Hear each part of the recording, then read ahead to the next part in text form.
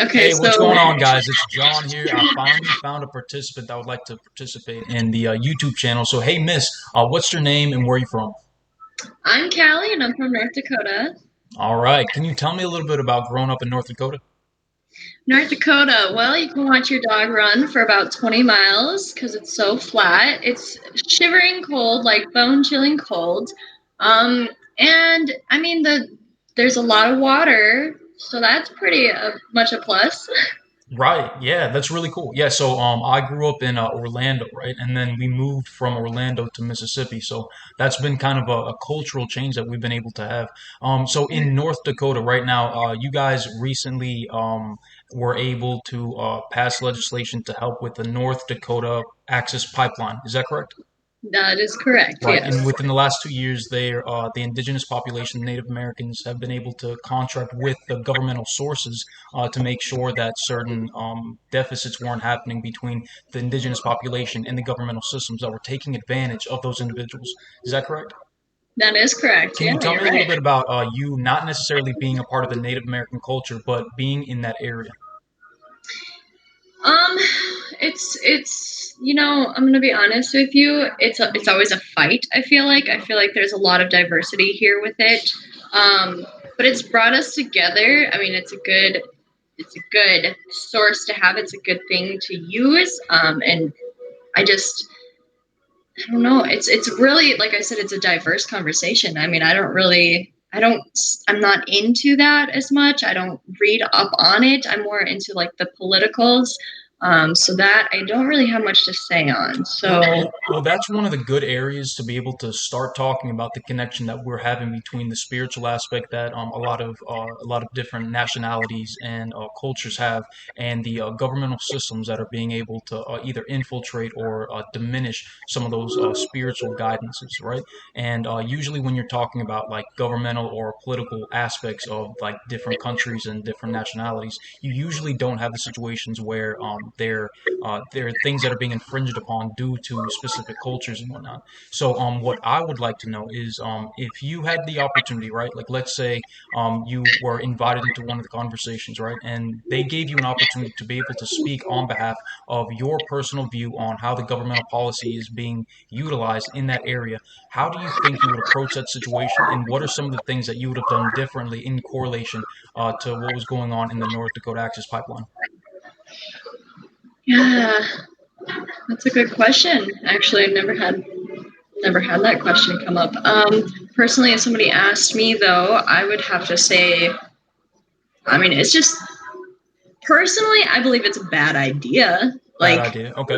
I think it's a bad idea So do you personally. think that there are like chemicals that are being added to the water? Do you think it's bad because it's not necessarily helping out a select group of the individuals that are in North Dakota? Do you think it's bad because it shows like negative tendencies on different minority groups? Like, can you be a little bit more specific when you're trying to explain yourself? Oof, this is a hard one.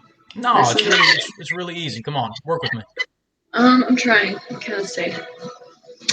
Um, I don't know. Not only do I think that there's chemicals, but just think about like if a pipe did burst, like it's underground, like you can't expect to build something underneath or like say for instance like even if somebody wanted to come in and they're like hey we're going to put a pipeline right under your house everything's going to be fine if it explodes if it blows up we're going to pay you this equity of like your home or whatever it is and it's like i just don't think I just don't think it's safe. I don't like the idea. I don't like the fact that we ever thought this. Like I'm totally on the native side. Like this is their land to begin with. You know what I mean? I Right. don't know. I don't really know how to explain this situation. I don't really I'm not into I've never actually read up on this. Yeah, So well, it's a lot of people usually have the misconception that, a lot of the Native American tribes, and this is just, based on what I've read, the research that I've done, they have like discrepancies or hostility towards some of the governmental structures that we've been able to create due to the fact that a lot of the times what ends up happening is that it negatively impacts a lot of the groups in those areas, right? And one of the things that like I've noticed is that there's a progressively progressive situation happening between the minority groups that are having those difficulties, not only speaking on behalf of the spiritual groups, but also speaking on behalf of the business nature that's going on in those areas, right? So one of the examples is that you can see the difference between the amount of people that own businesses and the wealth disparity that's happening in North Dakota, in comparison to the majority of people that don't have access to the majority of the wealth that, or the creation of that wealth, the mechanisms that we use, which would be considered our capitalist system, or would be considered some of the benefits of our monetary system. So a lot of the accessibilities to opportunity and resources aren't being separated evenly, especially among areas such as North Dakota. And that's not only happening in North Dakota, it's also happening throughout the entire United States. There's a serious gap happening not only between the wage disparity, but also between the accessibility to resources. How do you think we could change some of the systems that we have in place to make sure that we don't have a situation where access to resources and opportunities are not going to a select group, but are being evenly distributed? oh god, get rid of women? No, I'm just kidding. Say what? Get rid of what? I said get rid of women, but I was just kidding. Right, yeah. Um, yeah, I don't know. Honestly, you're on a whole nother level that my brain is like. You're more complex than I can even. Because I don't. I wish I could help you more, buddy, but you are on a whole nother level that I Well, haven't even reached yet. well, no, no, no. Well, so this is my perspective, right? I think that we've lost a lot of the spiritual nature that we have been able to create Okay, grab it.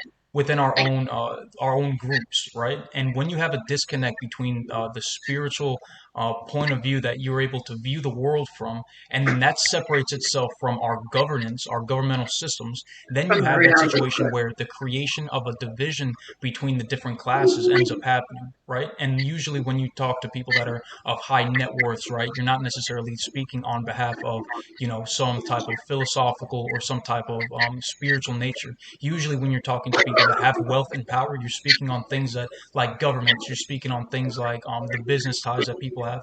And do you think that there is a loss of some of the philosophical and spiritual points that we should be reintroducing to our culture and society to prevent a situation where we have despairing people that don't have a faith-based view on how the world is unfolding? Yes, I agree 100%. I feel like it's a lack of, I mean, because it all starts with it. I mean, I'm not sure where this is going, but how I see it is it's like our mental health. Like, and that's also what deterred us, I feel like, from the spirituality is because when one person had a thought and the other person didn't agree with it, they were like, this we're allowed to have differences, you know what I'm saying? And I feel Right. like that's one thing that it's hard to like get like a community to say to a government like, hey, like now how Oregon is like, legalized the mushrooms, or and now they're like, but we're decriminalizing all drugs. Like, how is that okay? Like, where is that making sense in your mind? Like, Well, okay, so here's my so this is my point of view, right? Just on that momentarily. I haven't had an opportunity to speak on different hallucinogens that people are able to add into their life due to the fact that my audience base is focused primarily on the political affiliations that we have between our governmental systems, right? But it would be interesting to be able to speak momentarily about the benefits that I see in being able to have or to be able to legalize certain psychedelic therapeutic type situations. Like for me, like in this is my perspective. In ancient cultures, we use different types of psychedelics to be able to have a better connection with our ancestral nature, right? So we had this connection between, nature itself. We had this connection between our spiritual figures, and a lot of the benefits that we were able to have during those times is being able to be considered a group or a tribe. And that's one of the things that I think is like unfolding in our society today, is that we have so many people and so many groups that are so individualistic that they don't have the ability to be able to feel as if they are a part of a tribe. And within the United States, I think that's one of the problems, is that we've created such a division between Such how diversity. our idolatries are being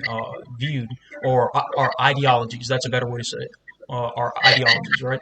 So, usually, if you grow up in like a southern area, right, the likelihood for you to be a conservative is going to be extremely high due to the environment that you've been in, right? Versus if you grow up in California, or if you grow up in New York, right, you would have a situation where you were more liberal leaning due to the environment itself. And so, Yeah. when you have that kind of situation, right, use that exact same mindset to be able to look at how the differences in our view towards psychedelics are operating. In the 1960s, for example, we had a situation where we were having a cultural revolution.